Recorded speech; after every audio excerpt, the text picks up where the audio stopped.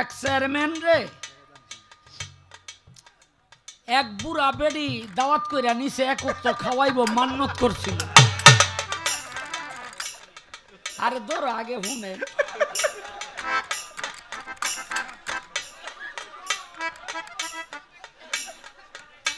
এক বুড়া বেটি মান্নত করছে চেয়ারম্যান রে এক ওয়াক্ত খাওয়াইবো।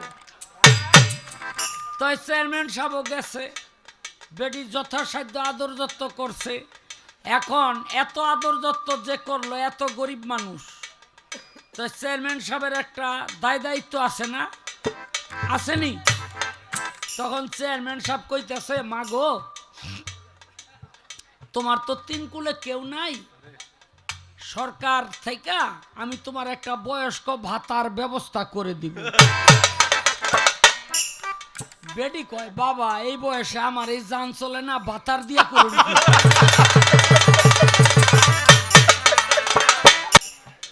এখানে মুক্তা সরকার, আমি কি কই এই কথা তোমার বুঝতে হইব।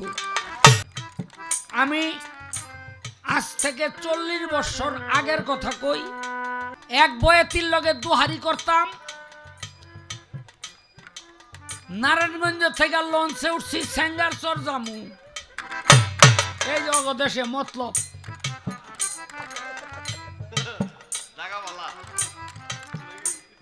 তো সেঙ্গারচরের ঘাটে লঞ্চটা ভিড়বো আর ঘুরে এলাইলো। তো যার লগে গেছি, হাই কয় দেখতো লঞ্চটা ঘুরাইলো কেন? তা আমরা আবার ছাদের উপরে গিয়ে বইছি। আমি ছাদের তেই নিচে চুকি দিয়া দেখি লঞ্চের ডাকাইত পড়ছে, বড় বড় রান্দাও লইয়া মানে খুব আরম্ভ করছে। তা আমি কই, হুজুর লঞ্চের ডাকাইত পড়ছে। তা আমি তো ছোট মানুষ, দুটিও নাই লগে। হ্যাঁ এই কথা হই নাই, পকেটের টুপি বাইর করে মাথার মধ্যে দিয়া আল্লাহু আকবার কইরা নামাজে খাড়াই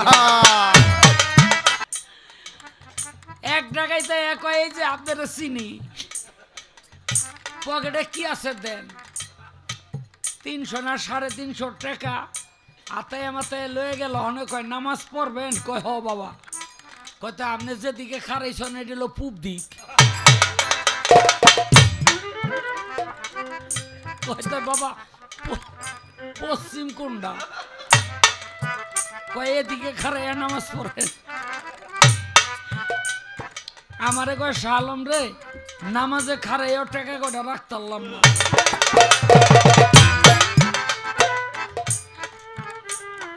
ডাকাইতে আমারও ধরছিল, চোখের পলকে সব লয়ে গেছে। তা আমি কইলাম, এই আমি শাহ আলম সরকার, এটা কিন্তু সত্য কথাই, অগদা সেই ধরছে। তো পরে কয়, এই শাহ আলম ভাই কি কি নিছ সব ফেরত দে। সব ফেরত দিল। আরে ডাকাইতে ধরই অগদা সে গেলে ওই যে এই নদীতে নদীতে সব ফেরত দিছে। তো মোবাইলটা আর ফেরত দেয় না। আমি কই, ভাই এই তো কম দামের মোবাইল, এটা নিয়ে কি করবেন, ফেরত দিয়া দেন। কয় না, আপনার লগে মমতাজের সম্পর্ক আছে, ডাকাতি মাকাতি কইরা এই নাম্বার দিয়া মমতাজের লগে কথা কব। আমি কই, ভাই তাইলে লয়ে যান। আমি একদিন পর সিমটা উঠাইল মনে, পরে শুনছি র্যাবে এই ব্যাককটার মারিয়া লাইছে। পত্রিকায়ও আইছিল, এর মধ্যে আমার নাম হয়েছে লিস্টে, যে 3 মাসের মধ্যে কার কার কাম করছ। এর মধ্যে আমার নাম হয়েছিল, যে বয়সিরও ধরছিলাম। তো তবে একটা কথা কি, যতবার ধরছে সম্মানই করছে, অসম্মান কেউ করে।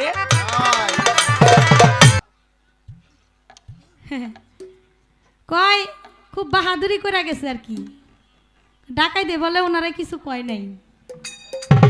আমাদের সাধক কবি, সাধক গুরু মাতাল কবি রাজ্জাক দেওয়ান সাহেব তার একটা ঘটনা বলল। তো ওনার সাথে অনেকবারই ডাকাইতের সাথে দেখা হয়েছে, কিছু বলে নাই। আমার একটা কথা মনে পড়ে গেছে, বলবো কিনা বলেন। এক নতুন জামাই বিয়া করছে, তো পাশের গ্রামে আবার গান গাইতেছে শাহ আলম সরকার আর একটা শিল্পী আর কি। তো এখন নতুন জামাইয়ের তো গানের পোকা, সে তো গান শুনবই, যাই করুক গান শুনবো। এখন তার স্ত্রীরে বলতেছে তুমি একটু ঘরে থাকো, আমি গান দুইটা গান দুই শিল্পীর দুইটা গান শুনে এসে পড়ো। নতুন জামাই গেছে গান শুনতে, গান শুই না যখন আসবো, আসার পথে তো আর কেউ রে পাইতেছে না, রাস্তা একেবারে ফাঁকা, একা একা আসতেছে। একা একা যখন আসতেছে তখন রাস্তার মধ্যে ধরছে ডাকাইতে। ডাকাইতে যখন ধরছে আর জামাইও বুদ্ধি করে একেবারে কিছুই নেই নাই লগে, কারণ জানে ওই রাস্তাটা ডাকাতি হয়। ডাকাইতে যখন ধরছে, এখন ডাকাইতে বলতেছে এই বেটা সাথে কি কি আছে তাড়াতাড়ি দিয়ে দে। এই লোক বলতেছে ভাই আমার কাছে কিছুই নাই, আমি একেবারে খালি হাতে আসছি, যাই করে টাকা পয়সা আসছিল সালাম সরকারের বকশি টকশি দিয়ে পড়ছে। এখন আমার হাত খালি, আমার কিছুই নাই, আমি হাতে পা লইয়া খালি বাড়ির দিকে যাইতাছি। যদি আপনাদের দয়া হয় তাহলে আমার ছাইরা দেন, আর যদি দয়া না হয় তাহলে আপনাদের সাথে আমার নিয়ে যান। ডাকাইতে কয় জীবনে সারা জীবন ডাকাতি করছি, কোনো দিন খালি হাতে ফিরা যায় নেই, কি করা যায় কি করা যায়। এই বেটা তোর পাঞ্জাবি খোল। পাঞ্জাবি খুইলা দেখে যে সারা শরীরের মধ্যে কিছু নাই, আছে বুকের মাঝখানে ছোট্ট একটা পশম, এটা টান দিয়া সিরা রাইখা দিছি। এখন ওই লোকটা বলতেছে ভাই সারা জীবন দেখছি আর শুনছি যে মানুষ স্বর্ণ অলংকার টাকা পয়সা এগুলা ডাকাতি করে, পশম ডাকাতি করে, এটা তো জানি না। আপনি আমার এই একটা পশম আছিল, এই পশমটা কেন রাখলেন? রাখছি এই কারণে ডাকাতি করে কোনোদিন খালি হাতে ফিরা যায় নাই, আজকে যদি পশম না রেখা দেই তাহলে এটা ডাকাইতের অপমান হয়ে যাবো, যে না কিছু নিয়ে আসতে পারলাম না। একটা পশম তো নিয়ে আসতে পারলাম, আপনারই কিছু কয় নাই, একটা পশমও কি রাখে নাই? সেটা তো কইবেন না। ডাক দিয়া যে নৌকার মাথাত বইছিল এটা দিয়ে কইলেন না? আপনার লগে কিন্তু আমার পার্টির লোকও আসিল, ধরা খাইয়া যাবেন গা। কিন্তু আমাকে মতলব খালি মতলবই ডাকাতি হয়, আর কোনো জায়গায় ডাকাতি হয় না। বুদ্ধি করে আমার দেখা মতলবের কথা মনে হয়েছে।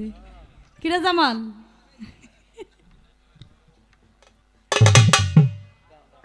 আজকে বেশি কিছু কোয়া যাইব না, কারণ আজকে হইলো ওনার পরিবারবর্গ নিয়ে আইছে।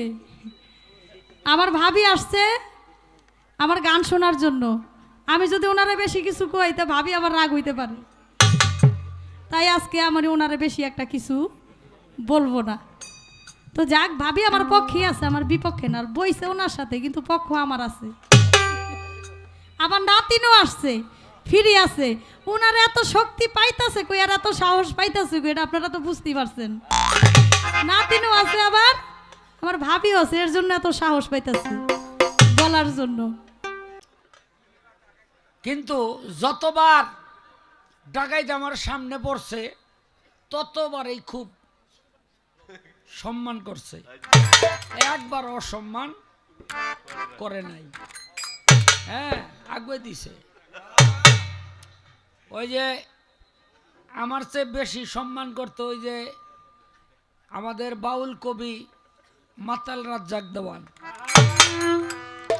গান গাই আইতাছে, 12টা ডাকাইতে ধরছে। তো যার থেকে যা ছিল সব নিছে। এখানে যে গায়ে এই বুড়া তোমার কাছে কি আছে? কয় তোরা কারা? কয় আমরা ডাকাইত।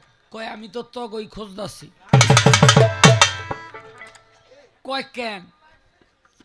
কয় যে বাড়িতে গান গাইছি কমিটি টাকা দেয় নাই, তোরা যদি ডাকাইতস আমার টাকা উঠাই দিবি।